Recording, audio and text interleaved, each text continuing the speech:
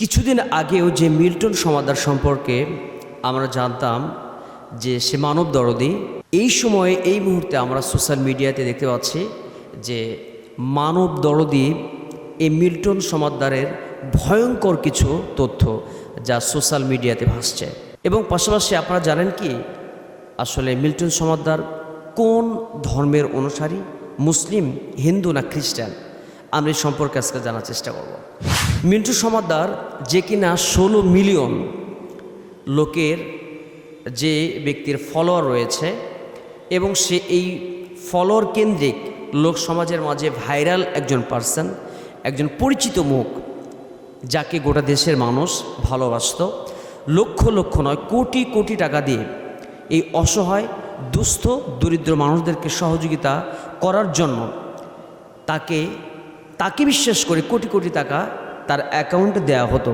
শুধু তাই নয়, বাংলাদেশ সরকার এর কাছ থেকে বেশ কয়েকটি পুরস্কারও যে মিল্টন সমাদ্দার এই মানব দরদী হওয়ার কারণে সে পেয়েছে। কিন্তু শেষটা তার ভালো হলো না।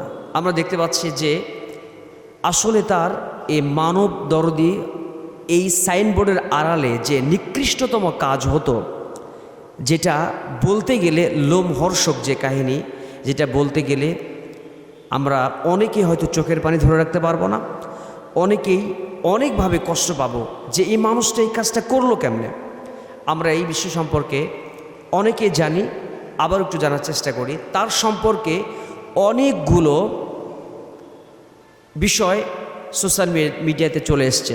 নাম্বার 1, সে দৈনিক কালবেলার অনুসন্ধানে যেটা বেরিয়ে এসেছে যে তার আশ্রম থেকে যে মানুষগুলো মারা যেত, পাশে একটা মসজিদে যে ব্যক্তি মৃত মানুষদের ধোয়ার কাজ করত, সেই ব্যক্তিকে যখন প্রশ্ন করা হলো যে আপনি কেন ধোয়া বন্ধ করলেন বা তার সেখান থেকে লাশ আসা বন্ধ হলো কেন, সে বলছে যে মিল্টন সমাদ্দারের কাছ থেকে, আশ্রম থেকে প্রতিদিন যে লাশগুলো আসতো, দেখতাম তার শরীরে বিভিন্ন জায়গায় কাটা সেরার দাগ পাওয়া যেত এবং সেই কাটা সেরাগুলো থেকে রক্ত বের হয়ে আসতো। তাকে প্রশ্ন করলে সেটা সঠিক কোনো উত্তর পাওয়া যেত না এবং একটা পর্যায়ে সে কাটা সেরার এই প্রশ্ন এর উত্তরটাকে এড়িয়ে যাওয়া এবং সেখানে লাশগুলো না দেয়া থেকে সে অন্য জায়গায় লাশগুলোকে নিয়ে ধোয়ার কাজ করত এবং দাফনের কাজ করত এবং দাফনটাও করতো দিনের বেলা নয়, রাত্রিবেলায়। কেন এই ধরনের লুকোচুরি? অবশ্যই এর ভিতরে কোনো কিন্তু রয়েছে। শুধু তাই নয়, তার আশ্রমে কত সংখ্যক লোক, এটা নিয়েও রয়েছে গরমিল, যেটা সে উপস্থাপন করেছে। কিন্তু যখন সেটা বিভিন্ন পত্রিকা থেকে, বিভিন্ন মিডিয়া থেকে এই তথ্যগুলো অনুসন্ধান করা শুরু হলো, দেখা যাচ্ছে যে সেটাতেও রয়েছে অনেক গরমিল। যা দেখানো হচ্ছে তার পিছনে রয়েছে অনেক মিথ্যে কথা। শুধু তাই না, সে বুস্টিং করে মানুষের ভিতরে এই বিষয়গুলোকে ছড়িয়ে দেওয়ার জন্য, টাকা আর্ন করার জন্য সে কী করত, তার বেশ কয়েকজন লোক রয়েছে যে এই মানবতার ফেরিওয়ালা এই সমস্ত বিভিন্ন ধরনের ভিডিও ফুটেজগুলো দিয়ে সোশ্যাল মিডিয়াতে সে এই বিষয়গুলোকে ছড়িয়ে দিত এবং দেখতো যে হ্যাঁ, আজকে তাদের এইটা খাওয়ানো হচ্ছে, সেটা খাওয়ানো হচ্ছে, এই কাপড় দেওয়া হচ্ছে, এগুলো দিয়ে সে তার অ্যাকাউন্টে টাকা নিয়ে আসতো। শুধু তাই না, 30 থেকে 35 লক্ষ টাকা প্রতি মাসে চিকিৎসা বাবদ ব্যয় দেখানো হয়েছে এবং সেটার সঠিক কোনো বিষয় সে দেখাতে পারে নাই। শুধু তাই না, 835 জন লাশ, 35টি লাশের যে একটা তথ্য দিয়েছে, তার মাধ্যমে দাফন হয়েছে, কিন্তু সেটারও সে সঠিক ব্যাখ্যা দিতে ব্যর্থ হয়েছে।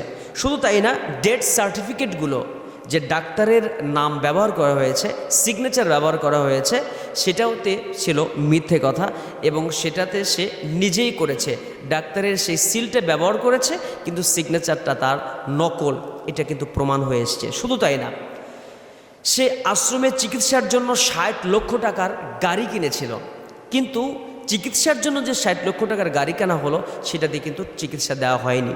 শুধু তাই না, অন্ধ একজন ব্যক্তিকে সেখানে রাখা হয়েছিল, সেটার কোনো হদিস পাওয়া যাচ্ছে না। তাহলে কি তাকে বিক্রি করা হয়েছে? তার শরীর থেকে অঙ্গ প্রত্যঙ্গগুলো কি বিক্রি করে দিয়ে তাকে গুম করে দেওয়া হয়েছে? এটারও কোনো সঠিক তথ্য নেই। শুধু তাই না, আশ্রমে তার একটা টর্চার সেল রয়েছে।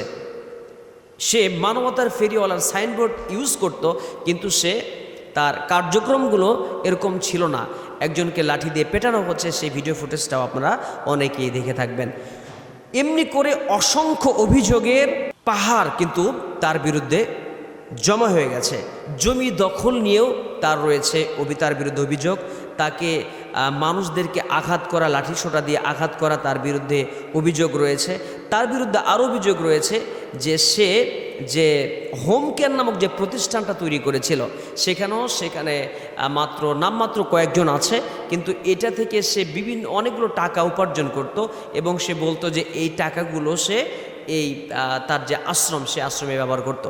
শুধু তাই না, এরকম করে অসংখ্য অভিযোগ রয়েছে। আরেকটি অভিযোগ যে সেখানে চিকিৎসা দেওয়া হতো না, তাহলে সেই জায়গায় অপারেশন থিয়েটার কেন আছে? আশ্রমে চিকিৎসা দেওয়া হয় না, কিন্তু সেখানে অপারেশন থিয়েটার রয়েছে। তার মানে কি এই অপারেশন থিয়েটারে সেই অসুস্থ ব্যক্তিদেরকে বা এই সমস্ত আশ্রমে যাদেরকে নিয়ে যাওয়া হয় তাদেরকে কাটাছেঁড়া করে তাদের সেখানে অপারেশন করে তার কিডনি বিক্রি করার জন্য অপারেশন করা হতো। এটি নিয়েও একটা ধোঁয়াশা রয়েছে। তো ডিবি কার্যালয়ে যেহেতু তাকে ডিবি গ্রেফতার করেছে, আমরা অবশ্যই এর পরের অনুসন্ধানী তথ্য এবং অবজারভেশনে আমরা অনেক কিছু জানতে পারবো। সে পর্যন্ত চোখ রাখুন এবং দেখতে থাকুন। তো এই যে বিষয়, এগুলো থেকে আমাদের আসলে কি শিক্ষা নেয়ার, এবং পাশাপাশি এই মিল্টন সমাদ্দার কোন গোষ্ঠীর, কোন সম্প্রদায়ের, আমরা সেটাও একটু জেনে নেই। মিল্টন সমাদ্দার কিন্তু মুসলিম নয়, সে একজন খ্রিস্টিয়ান। তো মানবতার কাজ করত, সেখানে আমরা ধর্মটাকে এভাবে হাইলাইট করব না। কিন্তু এই খ্রিস্টান এই ব্যক্তিটা কিন্তু তার ধর্মকেও সে কী করেছে, তার ধর্মকেও কিন্তু সে সম্মান দিতে পারে নাই। সে খ্রিস্টান যে মিশনারি চার্চ আছে সেটাকে দখল করার জন্য কিন্তু সে বিভিন্ন ধরনের প্রক্রিয়া চালিয়েছে। তো এই মিল্টন সমাদ্দারকে নিয়ে অভিযোগের কিন্তু শেষ নেই। আমরা এই ধরনের অনেক ব্যক্তিকে আমরা দেখতে পাচ্ছি যে বিভিন্ন ঢাকা শহর সহ বাংলাদেশে এই ধরনের অনেক আশ্রম রয়েছে। এই মিল্টন সমাদ্দার সামনে আসার কারণে আমরা হয়তো কিছুদিন এই মিল্টন সমাদ্দারকে নিয়ে আলোচনা করব, তার পক্ষে বিপক্ষে কথা বলবো, মিশ্র প্রতিক্রিয়া তৈরি হতে পারে, কিন্তু আমাদের কিন্তু খতিয়ে দেখা দরকার শুধু মিল্টন সমাদ্দার কি এই ধরনের কার্যক্রমের সাথে সম্পৃক্ত, না আরও কিছু ব্যক্তি মানবতার ফেরিওয়ালা নাম নিয়ে মানবতার সাইনবোর্ডটাকে ইউজ করে তার ভিতরে নিকৃষ্টতম কাজ করছে। আমাদের এগুলো দেখা দরকার। শুধু তাই না, আমরা রাস্তাঘাটে অনেক ফকির মিসকিনদেরকে দেখতে পাই যারা অসহায়ত্বের সুযোগ নিয়ে, যারা অসহায়, দুর্বল, লুলাপঙ্গিগুলো দেখাচ্ছে, কিন্তু তারা কোটি কোটি টাকাও আছে, তাদের গাড়ি বাড়িও আছে, এরকম কিছু বিষয় পাওয়া যায়। তো আমাদের বাংলাদেশের মানুষদেরকে আরও সচেতন হওয়া দরকার। এই সম্পর্কে এই সমস্ত কার্যক্রম যারা পরিচালনা করে, যারা ট্রাস্টের কাজ করে, মানবতার কাজ করে, এই সমস্ত ব্যক্তিগুলো কেমন, তাদের ব্যাকগ্রাউন্ড কোড চেক করে তাদেরকে সে জায়গায় দায়িত্ব দেওয়া দরকার, এবং দায়িত্বগুলোকে সঠিকভাবে পালন করছে কিনা রাষ্ট্রীয়ভাবে, সামাজিকভাবে এবং বিভিন্ন মহল থেকে এগুলো তদারকি করা দরকার বলে আমি মনে করছি। আল্লাহ আমাদেরকে সঠিক পথ দেখিয়ে সঠিক পথে চলার তৌফিক দান করুন। এ সমস্ত কার্যক্রম থেকে আল্লাহ আমাদেরকে ফিরে থাকার তৌফিক দান করুন। এ সমস্ত কার্যক্রম যারা করে নিঃসন্দেহে তারা জাহান্নামের কাজ করছে, এই কাজ তাকে জাহান্নামে নিয়ে যাবে যদি ঘটনাটা সত্য বলে প্রমাণিত হয়। আসুন আল্লাহ আমাদেরকে যেন ইসলামের পথে, দ্বীনের পথে অটল থেকে, অনড় থেকে ইসলামের কাজ করেই মরার তৌফিক দান করেন। ভালো কাজ করে, মানবতার কাজ করে যেন আমরা বলতে পারি। আল্লাহ সে তৌফিক দান করুন। ওয়া আখিরু দাওয়ানা আলহামদুলিল্লাহি রাব্বিল আলামিন। আসসালামু আলাইকুম ওয়া রাহমাতুল্লাহি ওয়া বারাকাতুহু।